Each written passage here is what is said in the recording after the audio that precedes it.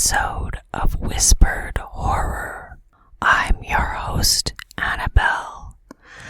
Before we get started, if you enjoy these stories, it would mean the world to me if you subscribed and gave this video a like.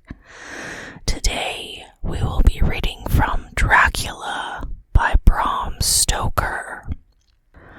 Chapter 10. Letter Dr. Seward to Honorable Arthur Holmwood, 6 September. My dear Art, my news today is not so good. Lucy this morning had gone back a bit.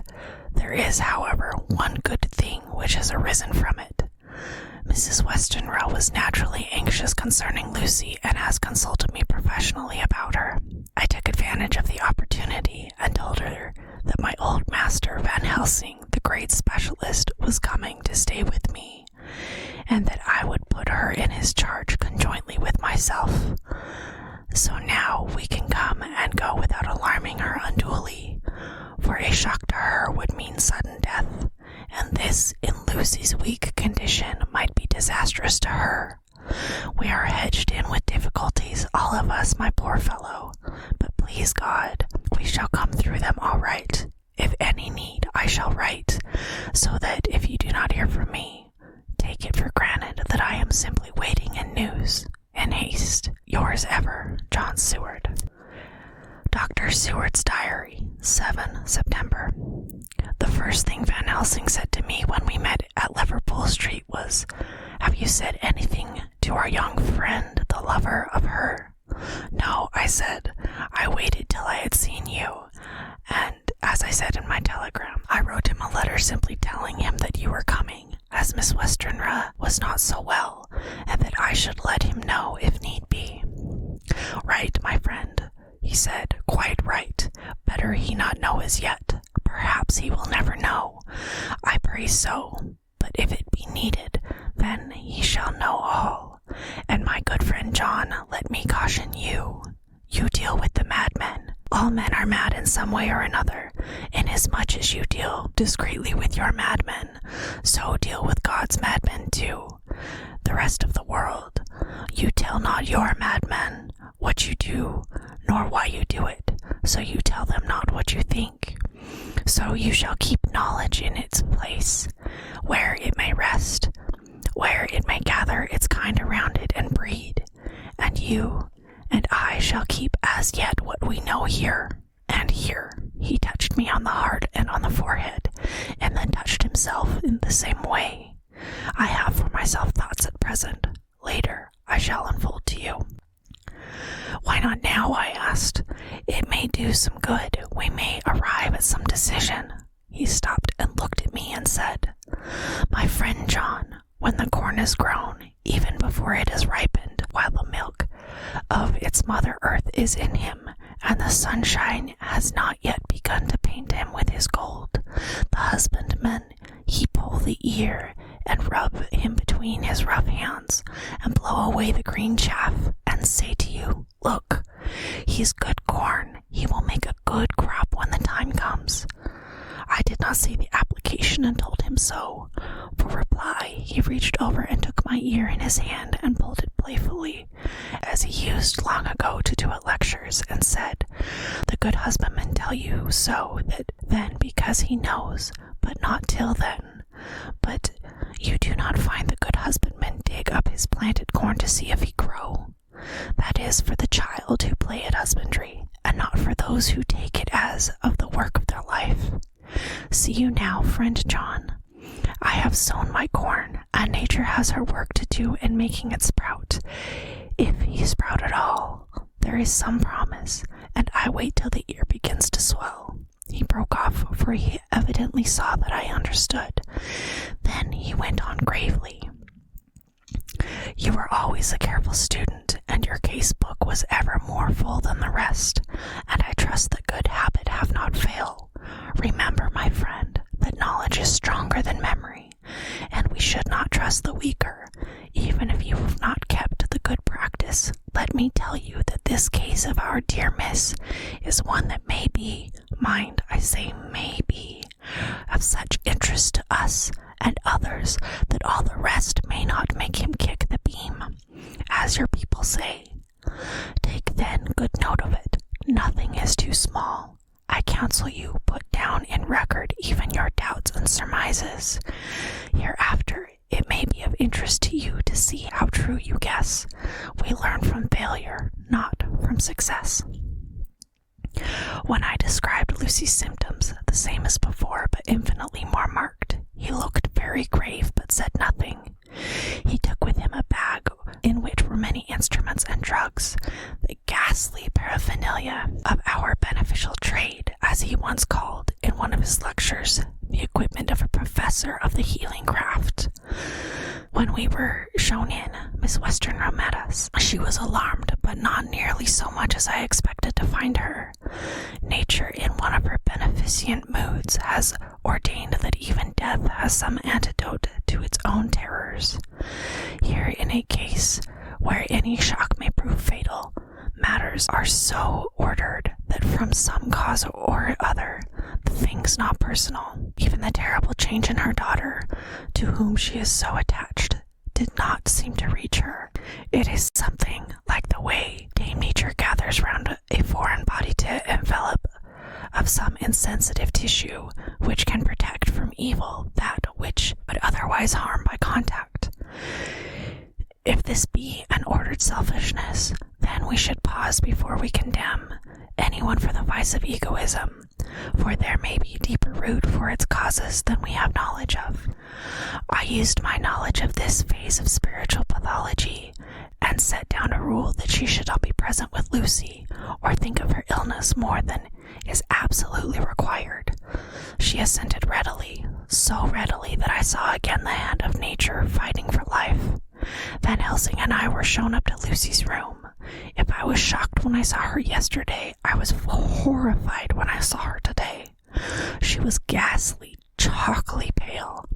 The red seemed to have gone even from her lips and gums, and the bones of her face stood out prominently. Her breathing was painful to see or hear. Van Helsing's face grew set as marble, and his eyebrows converged till they almost touched over his nose. Lucy lay motionless and did not seem to have strength to speak, so for a while we were all silent. Then Van Helsing beckoned to me, and we went gently out of the room. The instant we had closed the door, he stepped quickly along the passage to the next door, which was open. Then he pulled me quickly in with him and closed the door. "My God," he said, "this is dreadful. There is no time to be lost. She will die for sheer want of blood to keep the heart's action as it should be. There must be a transfusion of blood at once. Is it you or me? I am younger and stronger, Professor. It must be me. Then get ready at once. I will bring up my bag. I am prepared."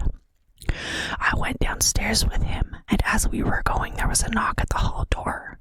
When we reached the hall, the maid had just opened the door, and Arthur was stepping quickly in. He rushed up to me, saying in an eager whisper, "Jack, I was so anxious. I read between the lines of your letter, and have been in an agony. The dad was better, so I ran down here to see for myself. Is not that the gentleman, Dr. Van Helsing? I am so thankful to you, sir, for coming." When the professor's eye had lit upon him, he had been angry at his interruption at such a time, but now, as he took in his stalwart proportions and recognized the strong young manhood which seemed to emanate from him, his eyes gleamed. Without a pause he said to him as he held out his hands, "Sir, you have come in time. You are the lover of our dear miss. She is bad, very, very bad. Nay, my child, do not go like that," for he suddenly grew pale and sat down in a chair, almost fainting. "You are to help her. You can do more than any that live, and your courage is your best help." "What can I do?" asked Arthur hoarsely. "Tell me, and I shall do it. My life is hers, and I would give the last drop of blood in my body for her." The professor has a strongly humorous side, and I could from old knowledge detect a trace of its origin in his answer. "My young sir, I do not ask so much as that, not the last." "What shall I do?" was fire in his eyes, and his open nostrils quivered with intent. Van Helsing slapped him on the shoulder. "Come," he said. "You are a man, and it is a man we want. You are better than me, better than my friend John." Arthur looked bewildered, and the professor went on by explaining in a kindly way. "Young Miss is bad, very bad. She wants blood, and blood she must have or die. My friend John and I have consulted, and we are about to perform what we call a transfusion of blood, to transfer from full veins of one to the empty veins which pine for him. John was to give his blood, as he is the more young and strong than me." Here Arthur took my hand and wrung it hard in silence. "But now you are here, you are more good than us, old or young, who toil much in the world of thought. Our nerves are not so calm, and our blood so bright than yours." Arthur turned to him and said, "If you only knew how gladly I would die for her, you would understand." He stopped with a sort of choke in his voice. "Good boy," said Van Helsing, "and then not so far off you will be happy that you have done all for her you love. Come now and be silent. You shall kiss her once before it is done, but then you must go, and you must leave at my sign. Say no word to Madame. You know how it is with her. There must be no shock. Any knowledge of this could be one. Come." We all went up to Lucy's room. Arthur, by direction, remained outside. Lucy turned her head and looked at us, but said nothing. She was not asleep, but she was simply too weak to make the effort. Her eyes spoke to us, that was all. Van Helsing took some things from his bag and laid them on a little table out of sight. Then he mixed a narcotic, and coming over to the bed, said cheerily, "Now, little miss, here is your medicine. Drink it off like a good child. See, I lift you so that to swallow it is easy." Yes, she had made the effort with success. It astonished me how long the drug took to act. This is, in fact, marked the extent of her weakness. The time seemed endless until sleep began to flicker in her eyelids. At last, however, the narcotic began to manifest its potency, and she fell into a deep sleep. When the professor was satisfied, he called Arthur into the room and bade him strip off his coat. Then he added, "You may take that one little kiss whilst I bring over the table. Friend John, help to me." So neither of us looked whilst he bent over her. Van Helsing, turning to me, said, "He is so young and strong, and of blood so pure that we need not defibrillate it." With swiftness, but with absolute method, Van Helsing performed the operation.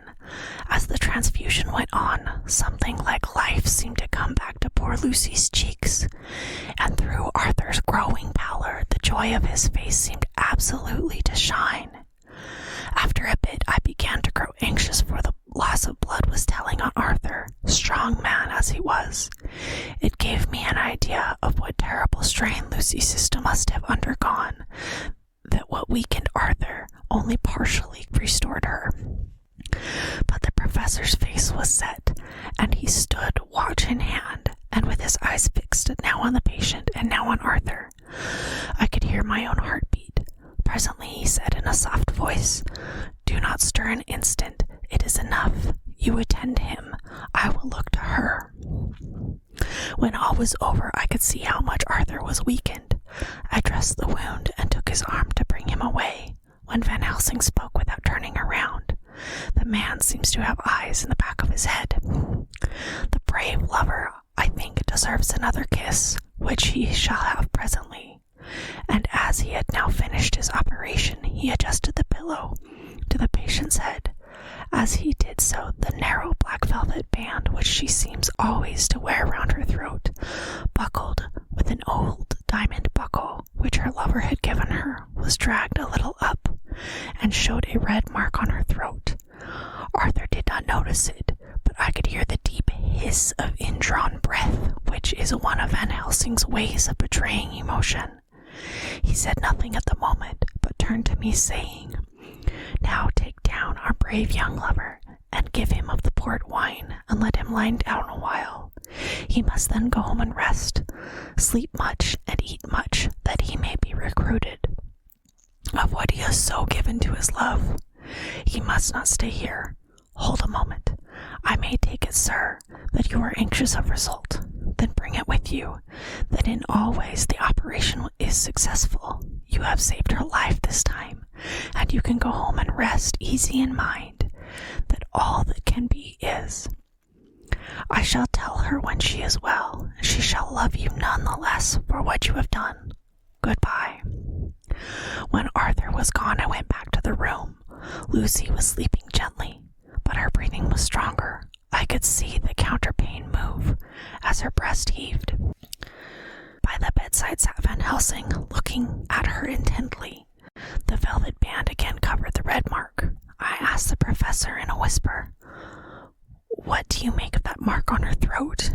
What do you make of it?" "I have not seen it yet," I answered, and there proceeded to loose the band.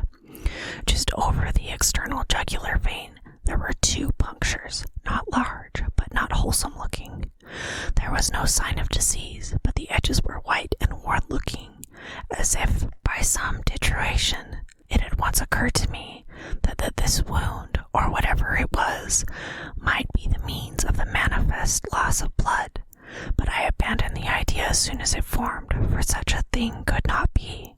The whole bed would have been drenched to a scarlet with the blood the girl must have lost to leave such a pallor as she had before the transfusion. "Well," said Van Helsing. "Well," said I can make nothing of it." The professor stood up. "I must go back to Amsterdam tonight," he said. "There are books and things there which I want. You must remain here all night. You must not let your sight pass from her." "Shall I have a nurse?" I asked. "We are the best nurses, you and I. You keep watch all night. See that she is well fed and that nothing disturbs her. You must sleep all the night. Later on we can sleep, you and I. I shall be back as soon as possible, and then we may begin." "May begin," I said. "What on earth do you mean?" "We shall see," he answered, as he hurried out.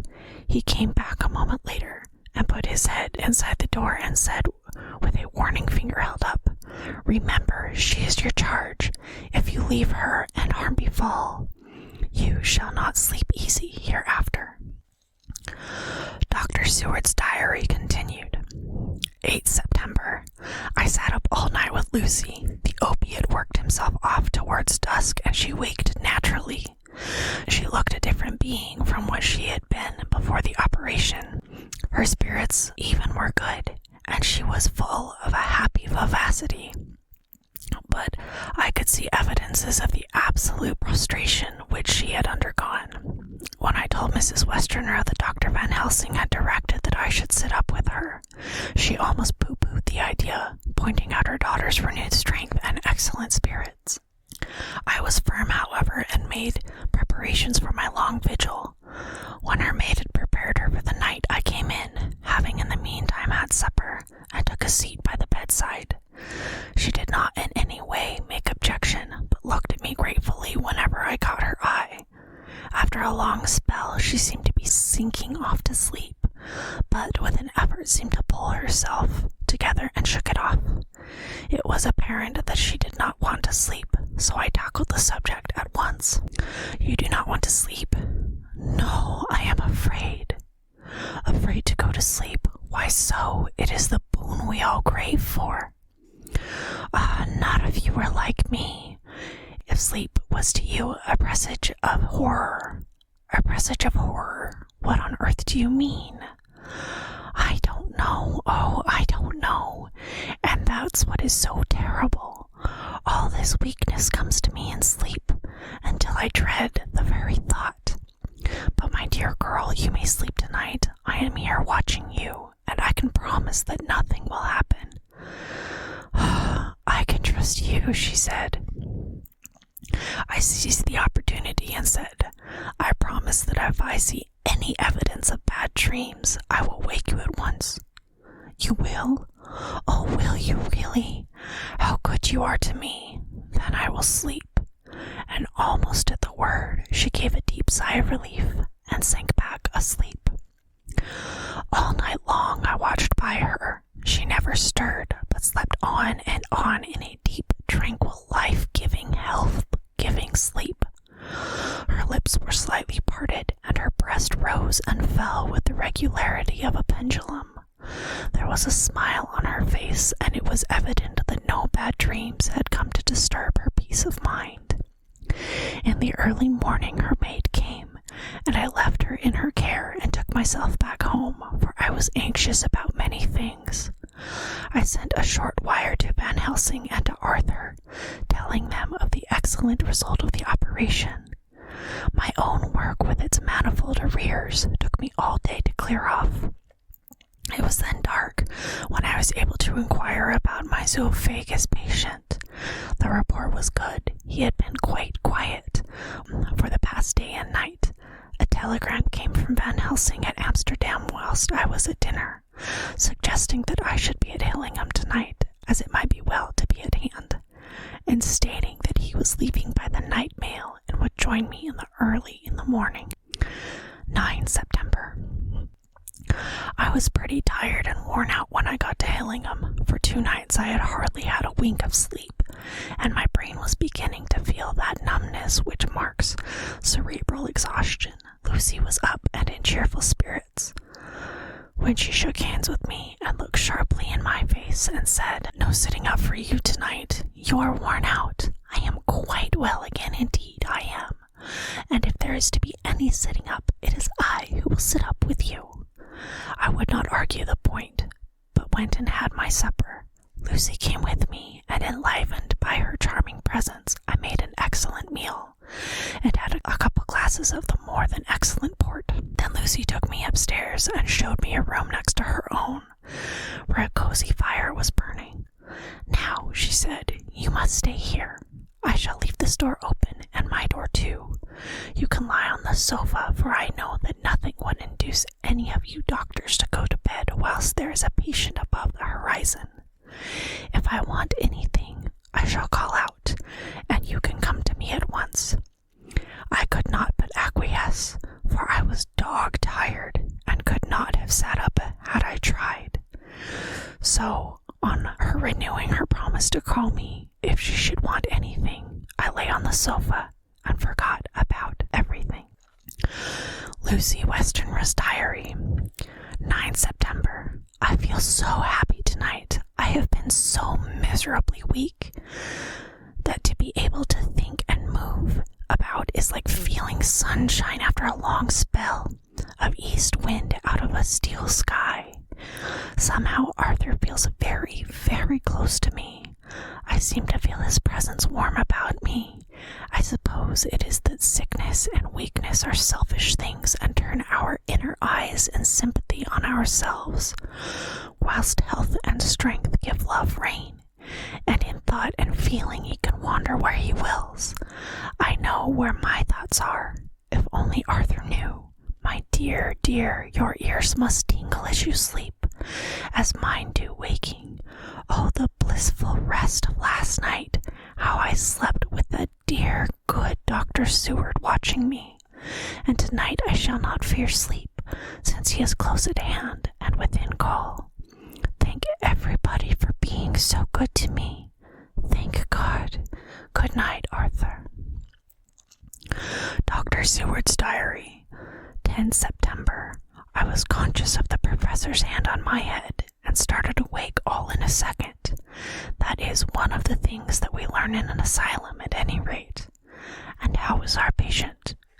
Well, when I left her, or rather when she left me, I answered, "Come, let us see," and together we went into the room. The blind was down, and I went over to raise it gently, whilst Van Helsing stepped with his soft cat-like tread over to the bed. As I raised the blind and the morning sunlight flooded the room, I heard the professor's low hiss of inspiration, and knowing its rarity, a deadly fear shot through my heart. As I passed over, he moved back, and his exclamation of horror, "Gott in Himmel," needed no enforcement from his agonized face. He raised his hands and pointed to the bed, and his iron face was drawn and ashen white. I felt my knees began to tremble. There on the bed, seemingly in a swoon lay poor Lucy, more horribly white and wan-looking than ever. Even the lips were white, and the gums seemed to have shrunken back from the teeth, as we sometimes see in a corpse after a prolonged illness. Van Helsing raised his foot to stamp in anger, but the instinct of his life and all the long years of habit stood to him, and he put it down again softly. "Quick," he said, "bring the brandy." And I flew to the dining room and returned with a decanter. He wetted the poor white lips with it, and together we rubbed palm and wrist and heart. He felt her heart, and after a few moments of agonizing suspense said, "It is not too late. It beats, though but feebly. All our work is undone. We must begin again. There is no young Arthur here now. I have to call on you yourself this time, friend John." As he spoke, he was dipping into his bag and producing the instruments of transfusion. I had taken off my coat and rolled up my shirt sleeves. There was no possibility of an opiate just at present, and no need of one, and so, without a moment's delay, we began the operation.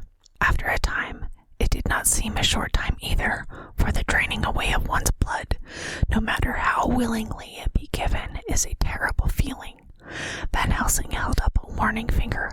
"Do not stir," but I fear that with growing strength she may wake, and that would make danger, oh, so much danger. But I shall precaution take. I shall give hypodermic injection of morphia. He proceeded then, swiftly and deftly, to carry out his intent. The effect on Lucy was not bad, for the faint seemed to merge subtly into the narcotic sleep. It was with a feeling of personal pride that I could see a faint tinge of color steal back into the pallid cheeks and lips. No man knows till he experiences what it is to feel his own life-blood drawn away into the veins of the woman he loves. The professor watched me critically. "That will do," he said. "Already," I remonstrated. "You took a deal more from art." To which he smiled a sad sort of smile as he replied, "He is her lover, her fiancé. You have work, much work to do for her and for others, and the present will suffice." When we stopped the operation, he attended to Lucy, whilst I applied digital pressure to my own incision. I laid down, while I waited his leisure to attend to me, for I felt faint and a little sick. By and by he bound up my wound and sent me downstairs to get a glass of wine for myself. As I was leaving the room, he came after me and half whispered, "Mind, nothing must be said of this. If our young lover should turn up unexpected as before, no word to him. It would at once frighten him and jealous him too. There must be none. So." When I came back, he looked at me carefully and said, "You are not much the worse. Go into the room and lie on your sofa and rest a while. Then have much breakfast and come here to me." I followed his orders, for I knew how right and wise they were. I had done my part, and now my next duty was to keep up my strength. I felt very weak, and in the weakness lost something of the amazement at what had occurred. I fell asleep on the sofa, however, wondering over and over again how Lucy had made such a retrograde movement, and how she could have been drained of so much blood with no sign anywhere to show for it. I think I must have continued my wonder in my dreams, for sleeping and waking, my thoughts always came back to the little punctures in her throat and the ragged, exhausted appearance of their edges, tiny though they were. Lucy slept well into the day, and when she woke she was fairly well and strong, though not nearly so much as the day before. When Van Helsing had seen her, he went out for a walk, leaving me in charge, with strict injunctions that I was not to leave her for a moment.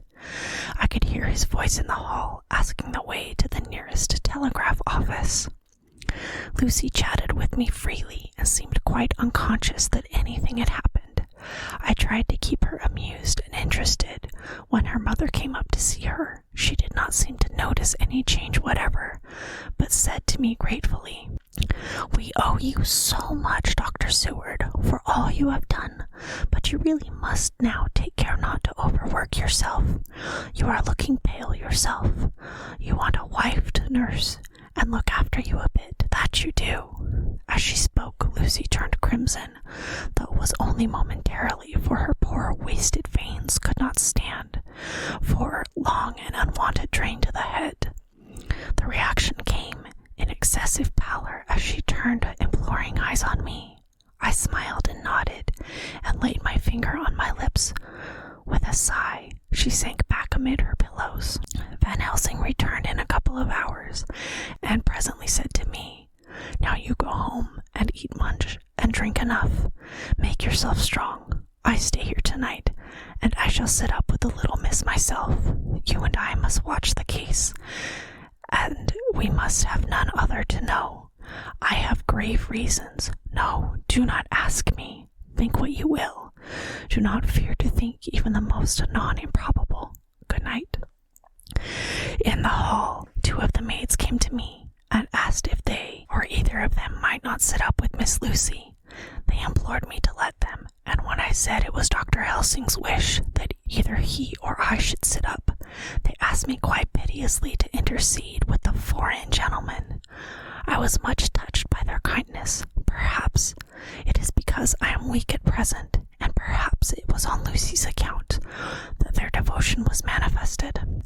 For over and over again I have seen similar instances of woman's kindness. I got back here in time for late dinner, went my rounds, all well, and all this down whilst waiting for sleep. It is coming. 11 September. This afternoon I went over to Hillingham, found Van Helsing in excellent spirits, and Lucy much better.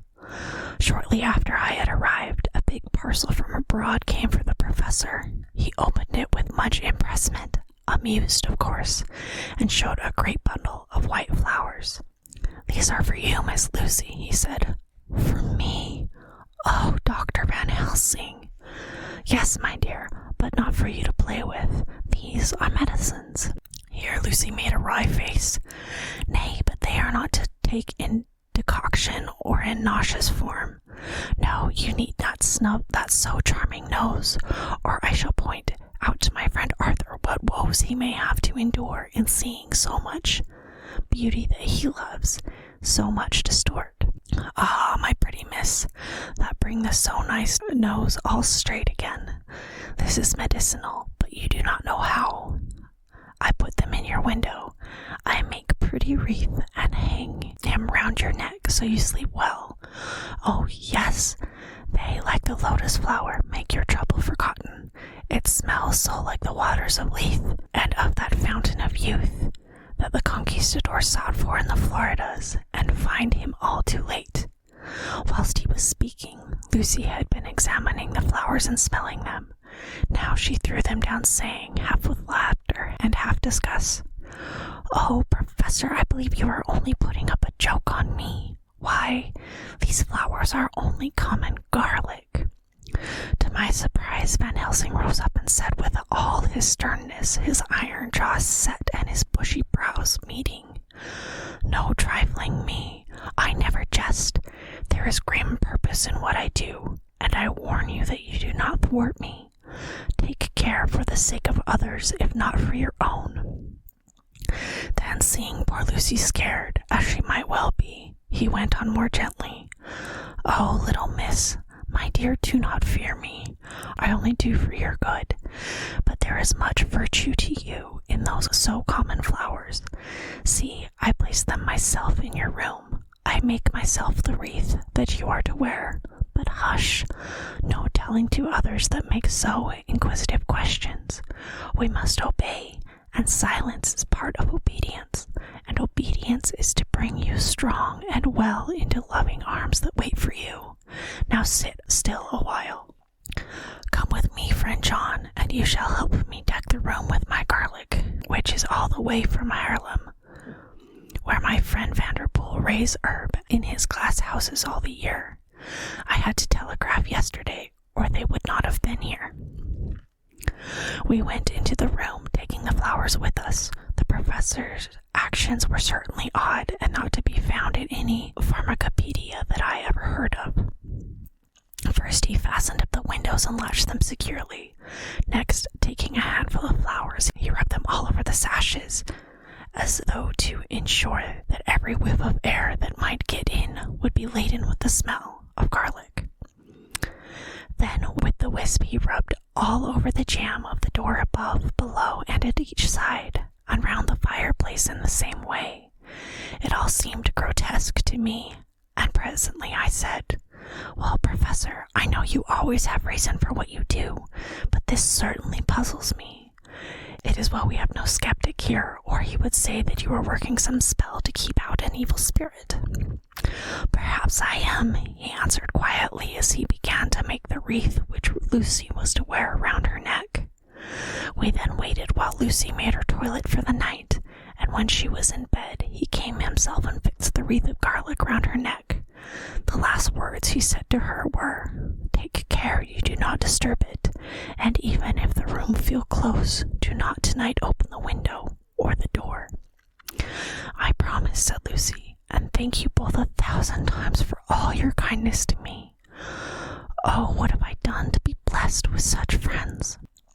As we left the house, in my fly, which was waiting, Van Helsing said, "Tonight I can sleep in peace, and sleep I want. 2 nights of travel, much reading in the day between, and much anxiety on the day to follow, and a night to sit up without a wink. Tomorrow morning early, you call for me, and we come together to see our pretty miss, so much more strong for my spell which I have worked. Ho, ho." He seemed so confident that I, remembering my own confidence 2 nights before, and with the painful result, felt awe and vague terror. It must have been my weakness that made me hesitate to tell my friend, but I felt it all the more like unshed tears. This concludes today's episode of Whispered Horror. Tune in next time to continue listening to Dracula by Bram Stoker. Once again, if you enjoy these stories, please subscribe and like the video. Also, let me know of any classic horror stories you would like to hear in the comments below. Thank you so much for listening, and remember, it's okay to be afraid.